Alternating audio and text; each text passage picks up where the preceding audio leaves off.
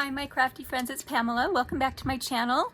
Thank you to my subbies for hanging around, and thank you to the new subbies. I've had a lot of new people in the last month or so. So welcome. I hope you enjoy what I do and that you give it a try and give me thumbs up.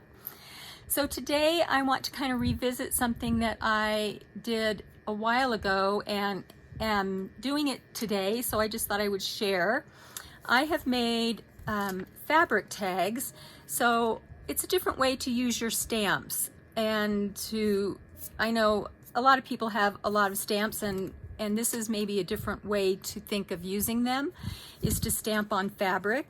So I have muslin that I rip into strips, different sizes, and I just keep it on a ring nearby. And you can make these any size you want, and you can tea dye the muslin if you want to ahead of time, or dye it a different color. I've done that as well. I've done blues and greens and pinks.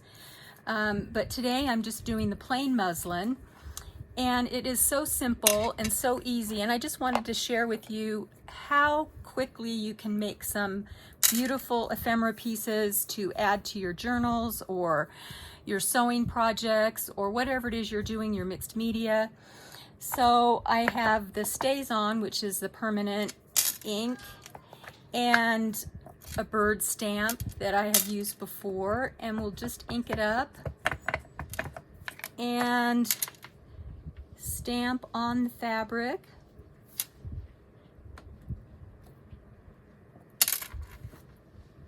And there you go. And it doesn't have to be a perfect image. That's kind of, vintagey anyway, to kind of not always have the perfect image. But if that's what you're looking for, you can always do it. So easy. And I just make sure that I leave a little bit of space between them and enough at the top, because the next step is to just cut the pieces or rip them. And then the next stage is I take a file folder and I cut them in strips. Now these are, I think I did 3-inch and then folded them in half. Today I did 1 1/2 inches. And so when I fold it, it's just 3/4 of an inch. And all I do is I go to my machine and I put these pieces in. And you can put in a couple depending on the width of them. And I just do a little back stitch and stitch, do a back stitch at the beginning and end of each piece so that they are secure when I cut them. And I just keep going, and I just make a bunch of them. And they kind of look like this when I'm finished stitching. So I have a whole bunch of them. And these are actually 2 different stamps. I use put down the bird cage, and then I have this little bird stamp that I stamped on top of it. So think about using your stamps and doubling or tripling them up, because you can get a different image. And then all I do is cut in between, and if you want to even them up a little bit so that they're exactly the same width as the little piece of fabric, you can. And there you have it, and it's so easy.